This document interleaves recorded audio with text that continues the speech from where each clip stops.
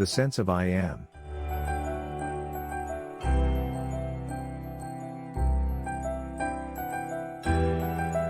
The seeker is he who is in search of himself. Give up all questions except one. Who am I? After all, the only fact you are sure of, is that you are. The I am is certain. The I am this is not. Struggle to find out what you are in reality. To know what you are, you must first investigate and know what you are not. Discover all that you are not. Body, feelings, thoughts, time, space, this or that. Nothing, concrete or abstract, which you perceive can be you. The very act of perceiving shows that you are not what you perceive. The clearer you understand on the level of mind you can be described in negative terms only, the quicker will you come to the end of your search, and realize that you are the limitless being. It is a matter of daily experience that on waking up, the world suddenly appears. Where does it come from? Before anything can come into being, there must be somebody to whom it comes. All appearance and disappearance presupposes a change against some changeless background.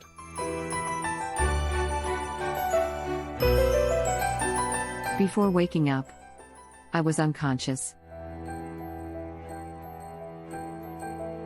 In what sense? Having forgotten, or not having experienced? Don't you experience even when unconscious? Can you exist without knowing? A lapse in memory, is it a proof of non-existence?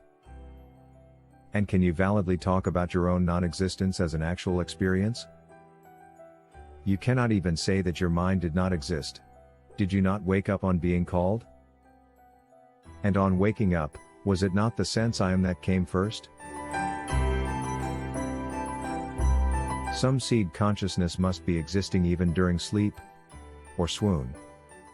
On waking up, the experience runs.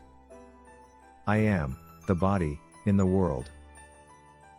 It may appear to arise in succession, but in fact it is all simultaneous. A single idea of having a body in a world.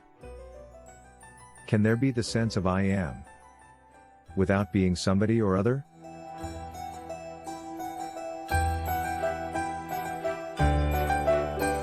I am always somebody with its memories and habits. I know no other I am. Maybe something prevents you from knowing? When you do not know something which others know, what do? I seek the source of their knowledge, under their instruction. Is it not important to you to know whether you are a mere body? Or something else? Or, maybe nothing at all? Don't you see that all your problems are your body's problems? Food, clothing, shelter, family, friends, name, fame, security, survival. All these lose their meaning the moment you realize that you may not be a mere body. What benefit is there in knowing that I am not the body?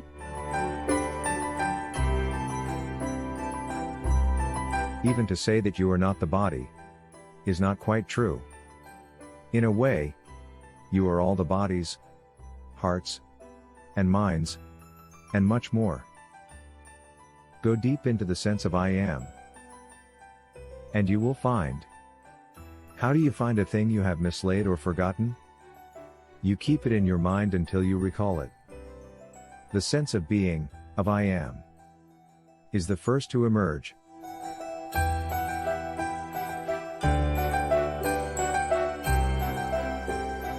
Ask yourself whence it comes, or just watch it quietly. When the mind stays in the I am, without moving, you enter a state which cannot be verbalized but can be experienced. All you need to do is try and try again. After all, the sense I am is always with you, only you have attached all kinds of things to it, body, feelings, thoughts, ideas, possessions, etc. All these self-identifications are misleading. Because of them, you take yourself to be what you are not. Then, what am I?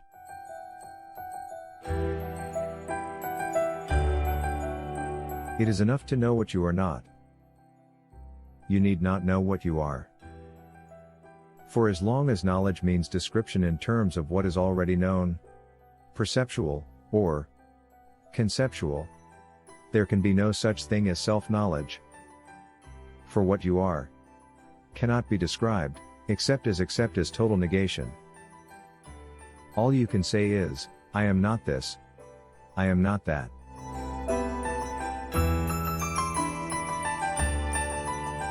You cannot meaningfully say this is what I am. It just makes no sense. What you can point out as this or that cannot be yourself. Surely, you cannot be something else.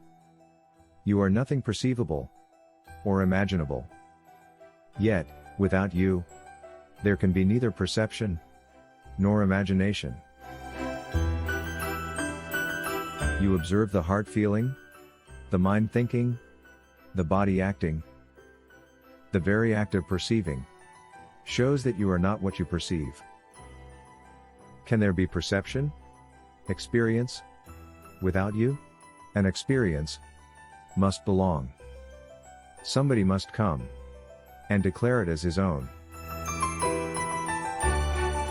Without an experiencer, the experience is not real. It is the experiencer that imparts reality to experience. An experience which you cannot have, of what value is it to you? The sense of being an experiencer. The sense of I am. Is it not also an experience? Obviously, everything experienced is an experience. And in every experience, there arises the experiencer of it. Memory creates the illusion of continuity. In reality, each experience has its own experiencer, and the sense of identity is due to the common factor at the root of all experiencer, experience relations. Identity and continuity are not the same.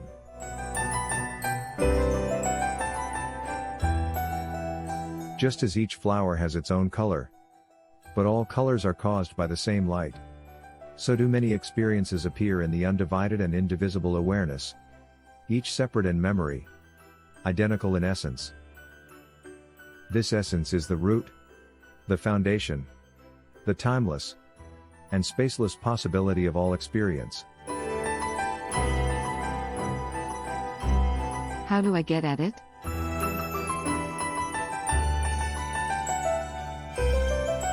You need not get at it, for you are it. It will get at you, if you give it a chance. Let go your attachment to the unreal, and the real will swiftly and smoothly step into its own. Stop imagining yourself being, or doing this, or that, and the realization that you are the source and heart of all will dawn upon you. With this will come great love, which is not choice or predilection, nor attachment, but a power which makes all things love-worthy and lovable.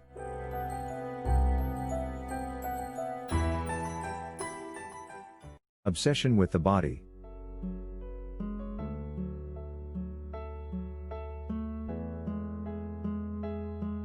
You are sitting in front of me, and I am here at your feet. What is the basic difference between us? There is no basic difference. Still, there must be some real difference. I come to you, you do not come to me.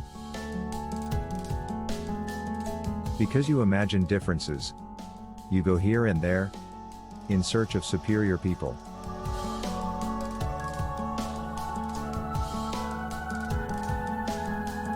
You too are a superior person.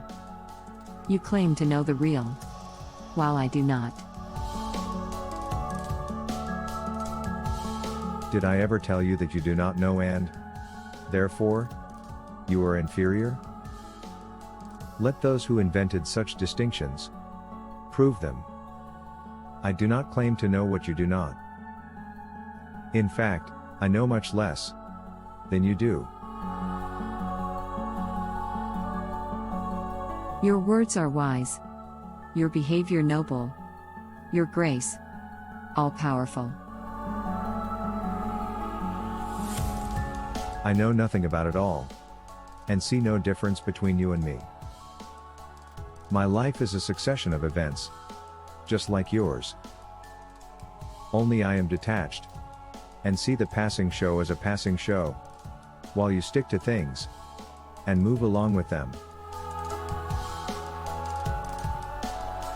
What made you so dispassionate? Nothing in particular. It so happened that I trusted my guru. He told me, I am nothing but myself, and I believed him. Trusting him, I behaved accordingly, and ceased caring for what was not me, nor mine. Why were you lucky to trust your teacher fully? While our trust is nominal and verbal. Who can say? It happened so. Things happen without cause and reason. And, after all, what does it matter? Who is who? Your high opinion of me is your opinion only. Any moment you may change it. Why attach importance to opinions? Even your own. Still, you are different. Your mind seems to be always quiet and happy. And miracles happen round you. I know nothing about miracles, and I wonder whether nature admits exceptions to her laws, unless we agree that everything is a miracle. As to my mind, there is no such thing. There is consciousness, in which everything happens. It is quite obvious, and within the experience of everybody. You just do not look carefully enough. Look well, and see what I see. What do you see?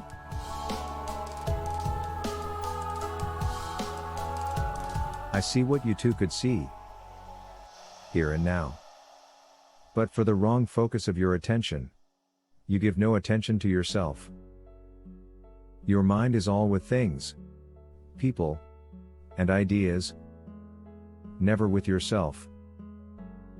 Bring yourself into focus, become aware of your own existence. See how you function, watch the motives, and the results of your actions.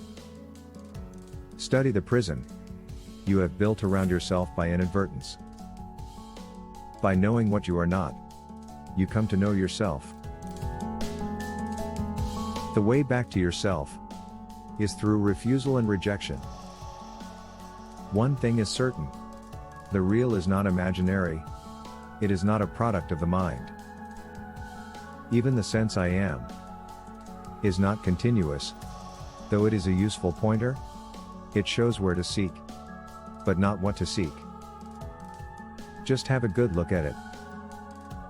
Once you are convinced that you cannot say truthfully about yourself anything except I am, and that nothing that can be pointed at can be yourself, the need for the I am is over. You are no longer intent on verbalizing what you are. All you need is to get rid of the tendency to define yourself. All definitions apply to your body only, and to its expressions.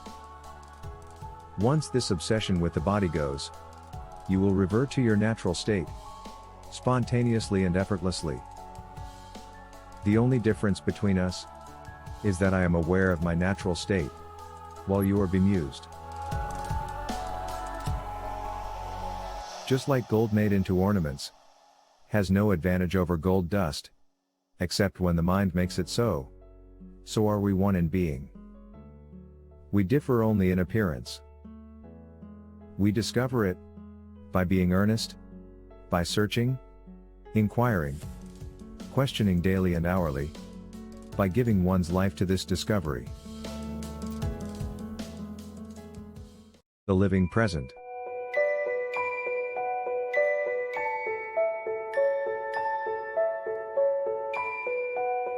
As I can see, there is nothing wrong with my body, nor with my real being. Both are not of my making, and need not be improved upon. What has gone wrong is the inner body. Call it mind, consciousness, antakarana, whatever the name. What do you consider to be wrong with your mind? It is restless, greedy of the pleasant, and afraid of the unpleasant. What is wrong with it seeking the pleasant and shirking the unpleasant? Between the banks of pain and pleasure, the river of life flows. It is only when the mind refuses to flow with life and gets stuck at the banks that it becomes a problem. By flowing with life, I mean acceptance. Letting come what comes, and go what goes. Desire not, fear not, observe the actual, as and when it happens. For you are not what happens, you are to whom it happens. Ultimately, even the observer, you are not. You are the ultimate potentiality, of which the all-embracing consciousness is the manifestation and expression. Yet, between the body and the self, there lies a cloud of thoughts and feelings, which neither serve the body nor the self. These thoughts and feelings are flimsy, transient, and meaningless, mere mental dust that blinds and chokes, yet they are there, obscuring and destroying. Surely, the memory of an event cannot pass for the event itself, nor can the anticipation. There is something exceptional, unique, about the present event, which the previous or the coming do not have. There is a livingness about it, an actuality. It stands out as if illuminated. There is the stamp of reality on the actual, which the past and the future do not have. What gives the present that stamp of reality? There is nothing peculiar in the present event to make it different from the past and future. For a moment, the past was actual, and the future will become so. What makes the present so different? Obviously, my presence. I am real, for I am always now, in the present, and what is with me now shares in my reality. The past is in memory, the future in imagination. There is nothing in the present event itself that makes it stand out as real. It may be some simple, periodical occurrence, like the striking of the clock. In spite of our knowing that the successive strokes are identical, the present stroke is quite different from the previous one and the next, as remembered or expected. A thing, focused in the now, is with me, for I am ever present. It is my own reality that I impart to the present event. But we deal with things remembered as if they were real. We consider memories only when they come into the present. The forgotten is not counted until one is reminded, which implies bringing into the now. Yes. I can see there is in the now some unknown factor that gives momentary reality to the transient actuality. You need not say it is unknown, for you see it in constant operation. Since you were born, has it ever changed? Things and thoughts have been changing all the time. But the feeling that what is now is real has never changed, even in dream. In deep sleep, there is no experience of the present reality. The blankness of deep sleep is due entirely to the lack of specific memories. But a general memory of well-being is there. There is a difference in feeling when we say I was deeply asleep from I was absent. We shall repeat the question we began with. Between life's source and life's expression, which is the body? There is the mind and its ever-changeful states. The stream of mental states is endless, meaningless, and painful. Pain is the constant factor. What we call pleasure is but a gap, an interval between two painful states. Desire and fear are the weft and warp of living, and both are made of pain. Our question is, can there be a happy mind? Desire is the memory of pleasure, and fear is the memory of pain. Both make the mind restless. Moments of pleasure are merely gaps in the stream of pain. How can the mind be happy?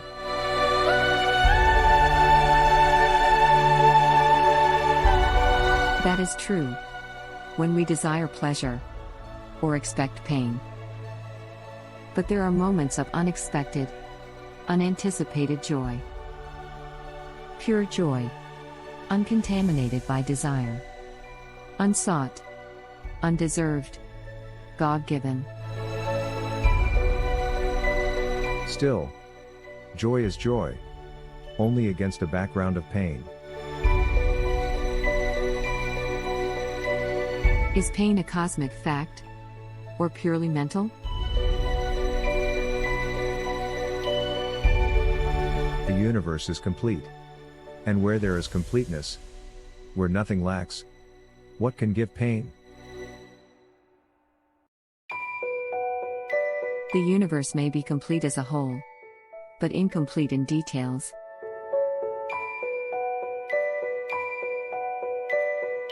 A part of the whole, seen in relation to the whole, is also complete. Only when seen in isolation, it becomes deficient, and thus a seat of pain. What makes for isolation?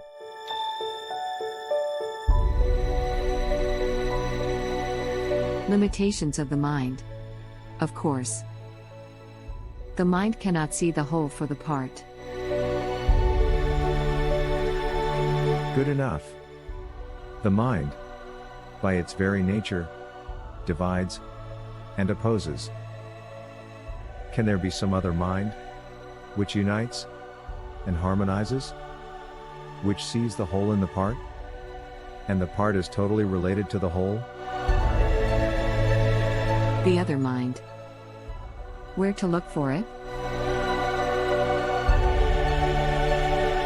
In the going beyond the limiting, dividing, and opposing mind. In ending the mental process as we know it. When this comes to an end, that mind is born. In that mind, the problem of joy and sorrow exists no longer? Not as we know them, as desirable or repugnant. It becomes rather a question of love, seeking expression, and meeting with obstacles. The inclusive mind is love in action, battling against circumstances, initially frustrated, ultimately victorious.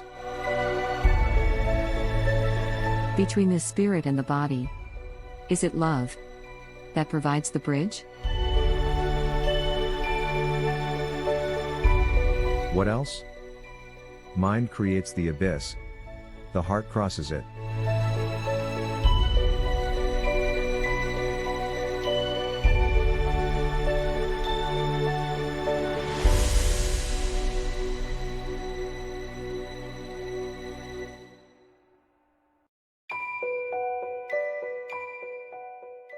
Real world is beyond the mind.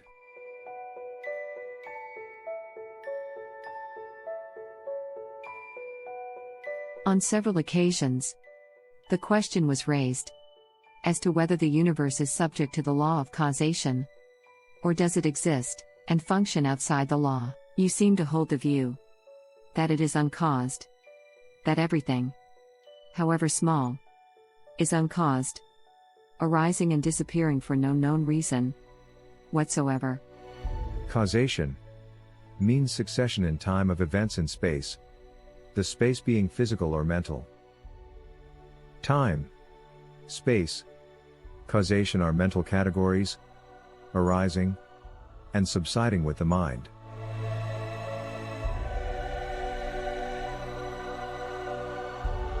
As long as the mind operates, causation is a valid law.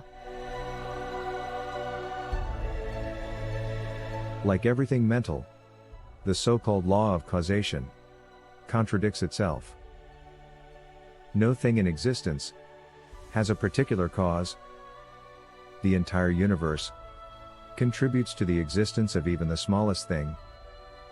Nothing could be as it is without the universe being what it is.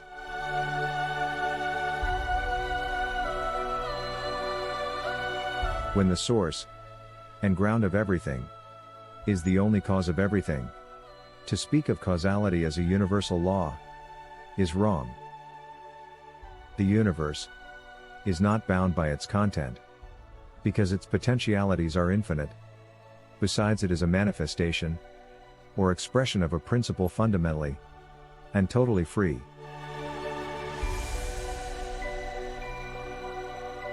Yes, one can see that ultimately, to speak of one thing being the only cause of another thing is altogether wrong.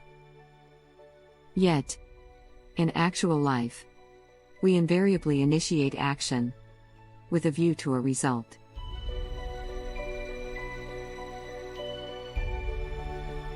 Yes, there is a lot of such activity going on because of ignorance.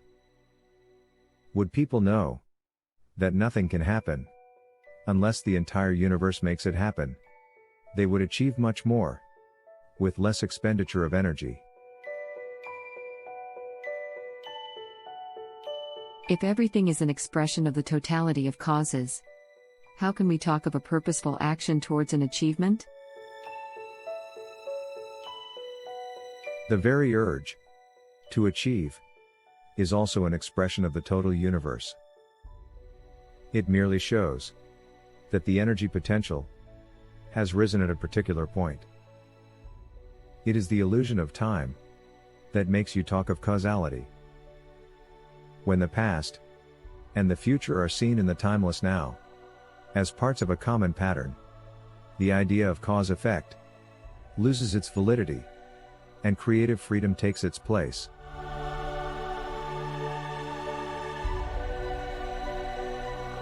Yet, I cannot see how can anything come to be without a cause. When I say a thing is without a cause, I mean it can be without a particular cause. Your own mother was needed to give you birth, but you could not have been born without the sun and the earth.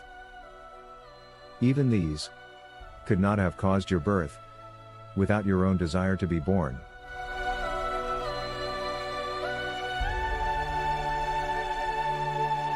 It is desire that gives birth, that gives name and form. The desirable is imagined and wanted and manifests itself as something tangible or conceivable. Thus is created the world in which we live, our personal world.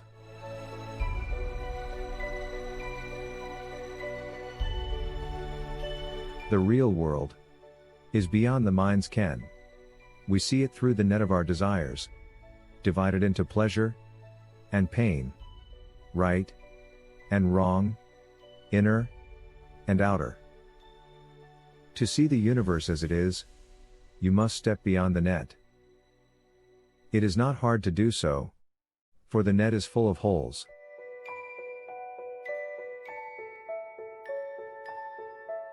What do you mean by holes? And how to find them? Look at the net and its many contradictions. You do and undo at every step. You want peace, love, happiness, and work hard to create pain, hatred, and war. You want longevity and overeat. You want friendship and exploit. See your net as made of such contradictions and remove them. Your very seeing them will make them go. Since my seeing the contradiction makes it go, is there no causal link between my seeing and its going? Causality, even as a concept, does not apply to chaos.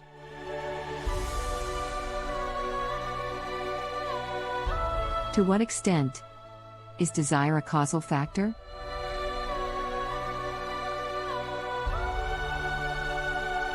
One of the many. For everything, there are innumerable causal factors. But the source of all that is the infinite possibility, the supreme reality, which is in you, and which throws its power, and light, and love on every experience.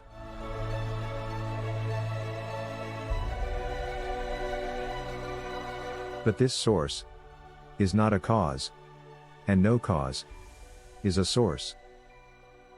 Because of that, I say everything is uncaused. You may try to trace how a thing happens, but you cannot find out why a thing is as it is. A thing is as it is because the universe is as it is.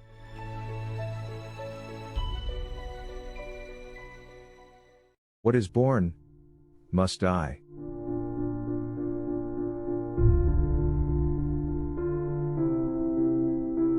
Is the witness consciousness permanent or not?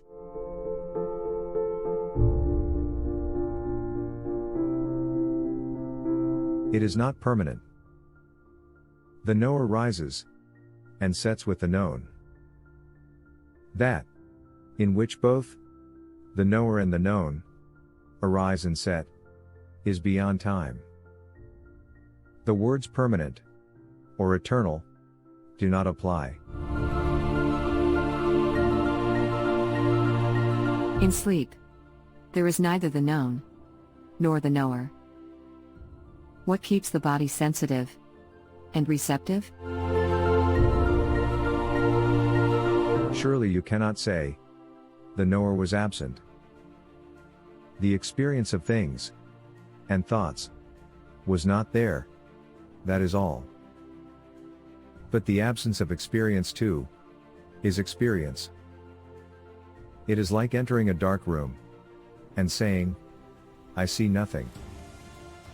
A man, blind from birth, knows not what darkness means. Similarly, only the knower knows that he does not know. Sleep is merely a lapse in memory. Life goes on. And what is death?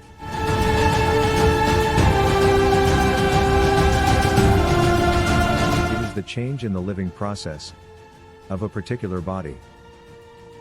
Integration ends, and disintegration sets in.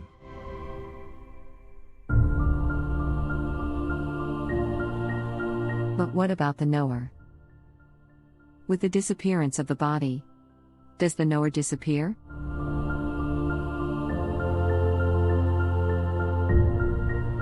Just as the knower of the body appears at birth, so he disappears at death.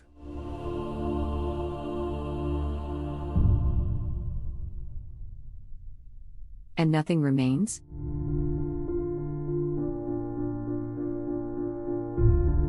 Life remains. Consciousness needs a vehicle and an instrument for its manifestation. When life produces another body, another knower comes into being.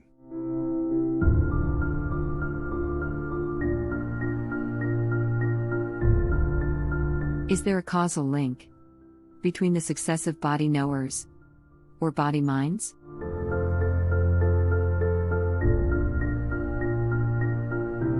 Yes.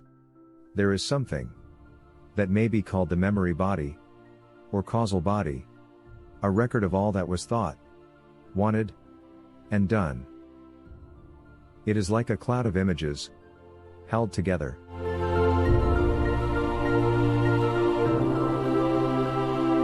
What is this sense of a separate existence?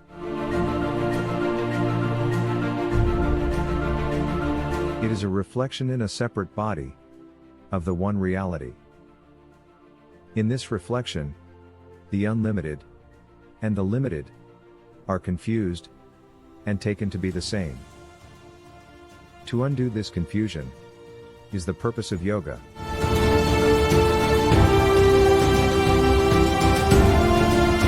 Does not death undo this confusion?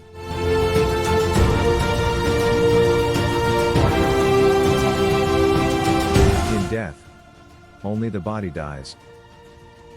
Life does not. Consciousness does not. Reality does not. And the life is never so alive as after death.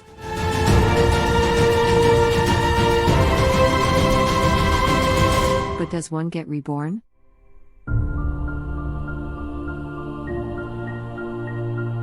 What was born must die. Only the unborn is deathless. Find what is it that never sleeps and never wakes, and whose pale reflection is our sense of I.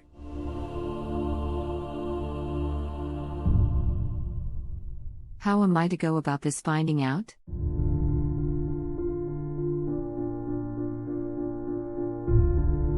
How do you go about finding anything? By keeping your mind and heart in it. Interest there must be, and steady remembrance. To remember what needs to be remembered is the secret of success. You come to it through earnestness.